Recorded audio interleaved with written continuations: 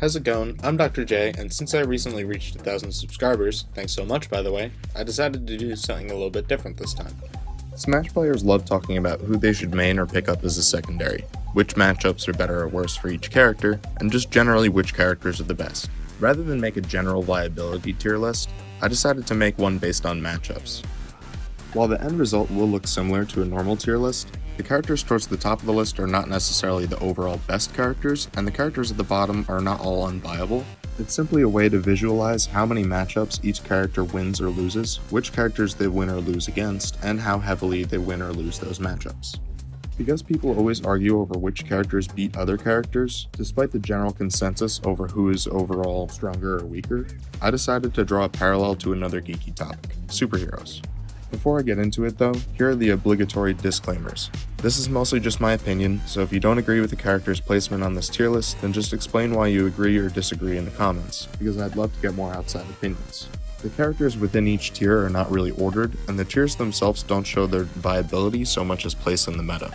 Some characters are valuable because they have good even matchup spreads, but some characters are valuable as secondaries or as counters for specific matchups. So I wanted to show the value that each character has as either a solo main, dual main, or secondary character. Also, for matchups I was unsure of, I went to Smashboards and event hubs to see what other people had to say, so I did take other people's opinions into account. Okay, onto the list. The top two tiers are Goku and Superman tier. So I know that people argue that Goku is not a superhero or whatever, but this is simply the perfect way to visualize this in my opinion. For all you nerds out there, I'm talking about Super Saiyan 2 Goku and Man of Steel Superman. So basically, they're so close in power that nerds like me could debate endlessly on who would win without ever getting a real clear answer. Basically, Goku and Superman tier are very much close to equal, with the exception that Superman has a weakness to Kryptonite and Goku doesn't. This translates to Goku tier characters having entirely favorable or even matchups with characters outside of this tier, while characters in the Superman tier might do well against the vast majority of the roster, but they have a few weaknesses. Basically, Goku is the safer of the top two tiers, and all of these characters can definitely be solo main. So for Goku tier, we have Peach and Daisy, Marth and Lucina, and Pikachu. These characters don't really have bad matchups, except maybe against each other. Against any character in the lower tiers, they at least go pretty much even. At this point, I shouldn't have to explain why these characters are up here, but basically they always have the tools necessary for at least a fair fight. I would argue that certain matchups can be very difficult for these characters. For instance, I think Youngling does pretty well against Peach, but anyone playing against these characters will have to work really hard in comparison to other matchups. By the way, the reason why Marth is up here and not Pichu is that I'm ranking Marth and Lucina together, and while Pichu is most definitely top tier in a normal tier list, Pichu does have some specific matchups outside of Goku tier that are difficult, while Pikachu is the safer of the two. Thus, Pichu would fall into the next tier, Superman, which contains characters that are almost always at least even with advantage against most characters, but with a few specific counters. Like I said, these characters are all definitely solo main viable, but if you main one of these characters, you should at least know and practice your hardest matchups if you don't feel like picking up a secondary character to cover your 2 or 3 bad matchups. Pichu's kryptonite is Roy, who outspaces Pichu similarly to Marth and Lucina, who have mostly even matchups with Pichu, but Roy's close range also rivals Pichu. Roy is also pretty close to Goku tier, but he gets outspaced by Marth and Lucina and has trouble with Peach and Daisy, and has a lot of trouble with Youngling.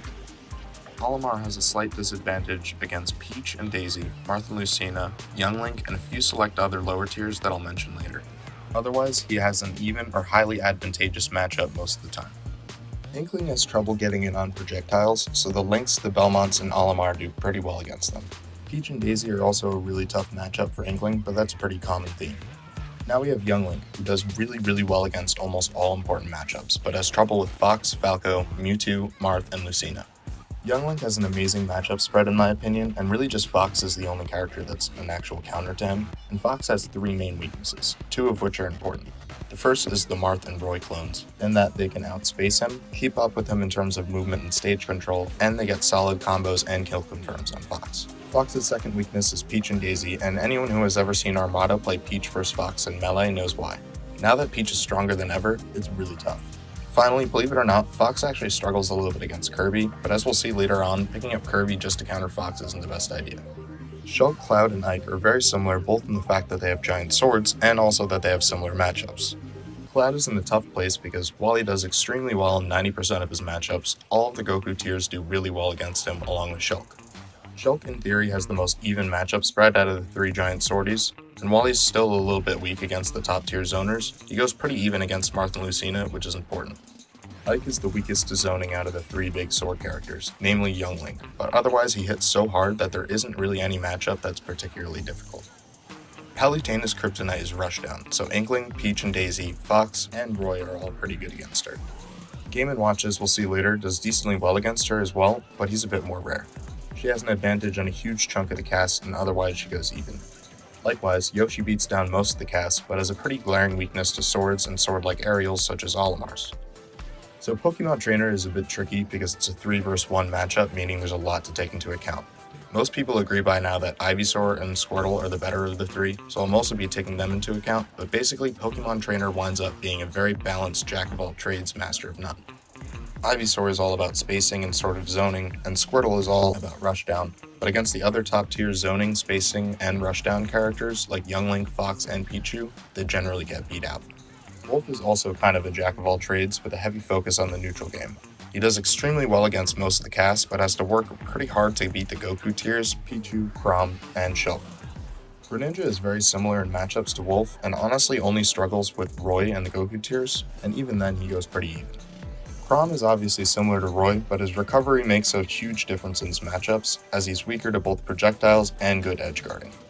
The next tier on the list I'm calling Batman, which is very close to Superman tier, but with a more balanced spread.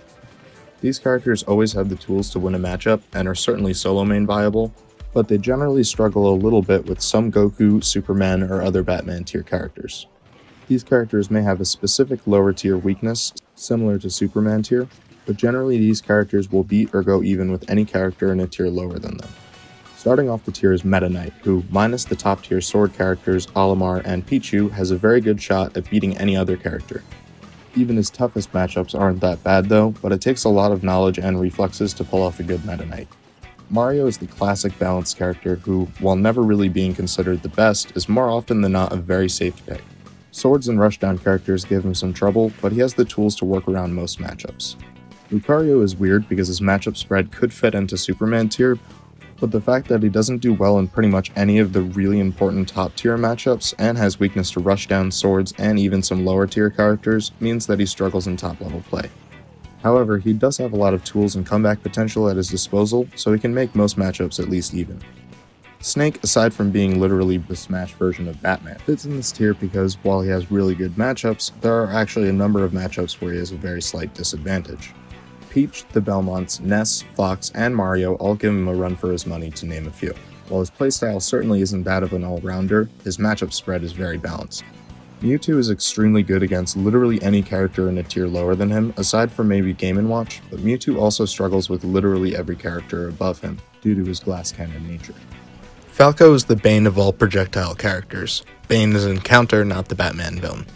His shine and lasers control the mid to long range, and his combos up close are pretty solid. His biggest struggles are against rushdown characters like Pichu and fast sword characters. Link does poorly against reflectors like Falco's, and loses heavily to rushdown characters like Fox or Roy. Overall, he's pretty versatile, but I think he loses to a lot of important top tiers. Zero Suit Samus goes even in most mid and high tier matchups, but also loses out against top tier rushdown, zoning, and sword characters. Overall, I think she's pretty underrated though. Lex Luthor tier is the top tier of polarizing characters, meaning that they have very good matchups against specific characters as high as Superman tier, so they're extremely good counterpicks in some cases. But because they're so specialized, they also have very pronounced weaknesses against some random characters. While a lot of people will solo main these characters because of their overall viability, I would suggest that people who main these characters definitely have a secondary main to switch to in tournament, or to pick up one of these characters as a counter to one of your weaknesses. Starting off the tier is Wario, who has the rushdown, mix-ups, KO potential, and combos to destroy heavy characters without good range on aerials or priority moves like Mario, Sonic, Dr. Mario, and Pac-Man, and basically anyone who can't counter his airspeed in some way. However, he has really bad weaknesses to Swords, Pikachu, Peach, and Pichu. As you've probably seen in tournaments, Wario can definitely hold his own against the top tiers, but he has to work really hard for it in a lot of instances. Mega Man takes out Snake, Rob, Pac-Man, Pit, Sonic, all of the heavies, and arguably Wario, Meta Knight, Link, and Toon Link. He's also a solid opponent for Marth or Lucina. However, combo-heavy characters like Roy, Pikachu, Pichu, Young Link, Fox, and Inkling have a field day with Mega Man when they get up close, and pretty much anyone with a reflector, most notably Falco, destroys him. Honestly, there are very few even matchups with Mega Man, it's mostly favorable or unfavorable ones. The Belmonts are similar in that they beat out characters that can't deal with his projectiles and spaced aerials and tilts, such as Heavies, Snake, Mega Man, Olimar, and Pac-Man. But again, they lose to Rushdown and Reflectors, so Pichu, Falco, Fox, Mario, Wolf, Rosalina, and Game & Watch are all tough matchups for them. Aside from the Belmonts, Game & Watch takes care of Mewtwo, Ness, Olimar, Snake, Zero Suit Samus, Pac-Man, and surprisingly a bunch of others, mostly due to his ability to easily deal with projectiles and characters that can't land easily. However, he has no way of getting in against the big sword characters, and he's close-range combo food for Pichu, Yoshi, Roy, Pikachu, and Chrom. Zelda is like Game & Watch in that she can destroy projectile characters, but swords and Rushdown beat her out. The Sword Fighter also destroys characters that can't deal with the tornado, but honestly they don't do very well against most of the top tiers. Next up is Spider-Man tier, which are basically characters that have a very even matchup spread similar to Batman, but overall they have more slight disadvantages and have more trouble with top tiers. These characters do go even enough to warrant being solo mains, but they generally struggle against the majority of Goku, Superman, and some Batman tier characters, so having a secondary character to cover your weaknesses is not a bad idea, but not necessary. Rob is good at taking out common characters like Chrom, Mewtwo, all the heavies, Samus, Pac-Man, and Dr. Mario to name a few. However, he's easily comboed and struggles against most of the common top tiers including Peach and Daisy, Pichu, Pikachu, Young Link, and Inkling. Luigi goes even in the vast majority of matchups, and he has a very good shot against a lot of high-tier characters, including Fox, Mario, and Pokémon Trainer, but he struggles against pretty much every other high-tier character and doesn't heavily counter anyone important. Despite being a very strong character with a lot of potential, Ness struggles against all of the top-tier sword characters, the Spaceys, Isabelle, Villager, Mewtwo, and Olimar. Toon Link has an incredibly even matchup spread, similar to Young Link, but just barely falls short against most top-tier characters. There really aren't any matchups that Toon Link does better than Young Link in. Similarly to this, Lucas has the same weaknesses as Ness, except he's even weaker to Rushdown and a few random low-tier characters like Incineroar and Jigglypuff. Despite no longer being top tier, Diddy Kong still has a fair shot against the vast majority of the cast. However, Fox, Falco, Yoshi, or any sword character makes him work incredibly hard. Sonic easily takes care of most keep-away characters and the heavies, but Cloud, Peach and Daisy, Greninja, Wario, and pretty much every other top-tier character has at least a slight advantage on him. Rosalina is honestly not as bad as people thought when Ultimate first came out, as she destroys most projectile characters and has an even matchup against pretty much all mid-tiers, but she falls short against Rushdown characters and characters with a good neutral game, which are most of the top tiers. The next tier is Daredevil, which is essentially Spider-Man without the webs. So Daredevil tier is basically the bottom tier of characters that have generally balanced spreads, but have at least a slight disadvantage against most top tiers. All these characters are what most people consider around mid to lowish mid tier, so they're uncommon enough that superior familiarity with the characters can make up for their lackluster matchup spreads. So pulling these guys out as counter picks, or for just being a low tier champion, is a good move. But as a solo main in tournament play, these characters struggle a bit. Starting the tier off is Bayonetta, who has advantages against Pit, the Ice Climber, Villager, Captain Falcon, Ridley, and the very bottom tier characters. Otherwise she goes even with a few mid tiers, but has a disadvantage against literally every character in Batman tier or above. Aside from Samus, Captain Falcon, and Ridley, Corrin does not counter anyone important. And while she doesn't get countered very heavily by anyone in particular, she slightly loses out against the entire top half of most people's viability tier lists. I honestly thought that Pit and Dark Pit would be pretty good overall, and they certainly aren't bad by any means, but they barely have any advantages, and they don't do well against Swords, Spaceys, Rushdown, Lucario, and pretty much anyone that's hard to edgeguard. Despite being my personal favorite character in Smash, Dr. Mario doesn't have the best matchup spread, especially compared to Mario. Like Mario, Doc struggles with swords and space moves, but he also struggles more against Rushdown and more against characters that deal with projectiles well. Ken and Ryu have a similar matchup spread, but basically Ken has better advantages and worse disadvantages, while Ryu has less advantages and less disadvantages. Ken is pretty good against Ike, Pac-Man, Captain Falcon, and Ridley, but otherwise he struggles against the top half of this tier list. Ryu struggles against the same characters, but a tiny bit less, but has pretty much zero advantageous matchups. Donkey Kong has a relatively fair matchup against a lot of characters due to the sheer amount of damage he does, but he gets absolutely shut down and neutral by projectiles, swords, and some rushdown characters. Captain Falcon is the epitome of the Daredevil tier, with his only notable advantages being against Samus and Ganondorf. He gets zoned out easily, and he's relatively easy to combo and knock out, but if he gets in and gets a good read or two, he's got a fair shot against most characters in Spider-Man tier and below. Honestly, anyone can lose to a good Captain Falcon though. Pac-Man, despite being a pretty good character in my opinion, gets slightly beaten out in most matchups, and thus has to work really hard to secure victories. Ridley has good aerials and tilts, so he can make a lot of matchups work, but the fact that he's such a huge target combined with being surprisingly light means that he only ever really has an advantage against very low tier characters, and is combo and zoning food for the rest of the cast. With the removal of wobbling, ice climbers have to constantly use their desyncs to be viable in tournament play, and while the reward for getting a desynced combo is pretty high, characters that can safely stay out of their range, like swords, projectiles, and fast characters, with the exception of Captain Falcon and Sonic, who need to be in the Icy's threat zone, all make getting any of those sick desync shenanigans incredibly difficult to pull off. Robin can deal with characters that have trouble getting in past projectiles and his or her short sword, but Robin doesn't have any notable advantages and is at a severe disadvantage in most matchups. Despite most pro players being pretty upset with the nerfs to Sheik in Ultimate, she still has some very important good or at least fair matchups. Most of the lower tier projectile characters can't keep her away and get comboed easily by her, and in theory she still has even matchups against most mid and even high tier characters like Mega Man, Link, and the Belmonts, but against the top 30 or so characters on most people's tier lists, she has at least a slight disadvantage due to her lack of reliable kill setups and damage output. The second to last tier I'm calling Joker, as in the villain, not the upcoming DLC. Joker tier is Lex Luthor tier, but less powerful generally speaking, meaning that these characters have good matchups against specific mid tiers, or maybe even a high tier or two, but lose hard to a wide variety of the cast. One of the advantages that Joker tier has over Lex Luthor tier, however, is that they're generally more gimmicky and are played less often, so a smart player can use Joker tier characters' unique and often janky strats to play their own game and beat just about anyone, but you have to work a lot harder with these characters and not be predictable. These are decent characters to have as secondaries, but don't expect to win any majors solo maining characters with these matchup spreads. Bowser and Ganondorf both do well against very light and very heavy characters, minus DDD. They're both kind of wild cards because they should in theory lose neutral to the vast majority of the cast, but with one or two good reads you can get the jump on even the highest tier characters. Samus and Dark Samus counter a lot of low and mid tier characters that can't keep up with their zoning, and she absolutely destroys heavies and characters that are slow or have trouble landing, but against the Spaceys, Roy, Cloud, Young Link, Olimar, and my personal least favorite matchup is Samus Palutena, and a few other top tiers, she absolutely has to get a hard read on her opponent or she will not have a chance. Villager and Isabelle have somewhat similar matchups, being good characters against those that can't deal with projectiles or pocketing, like the Heavies, Ness, and the Belmonts, and both of them have difficulties against the top tier rushdown characters and characters with reflectors.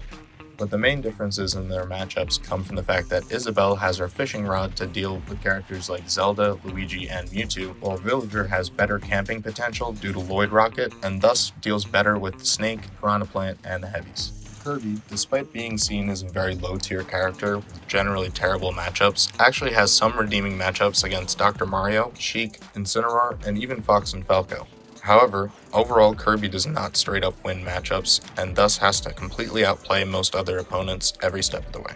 Incineroar beats characters that can't help trigger their counter, like Dr. Mario, Duck Hunt, and Donkey Kong, and his counter mechanic can honestly be used in a ton of matchups to catch your opponent off guard, but overall Incineroar is so incredibly slow that more than half the cast beats him.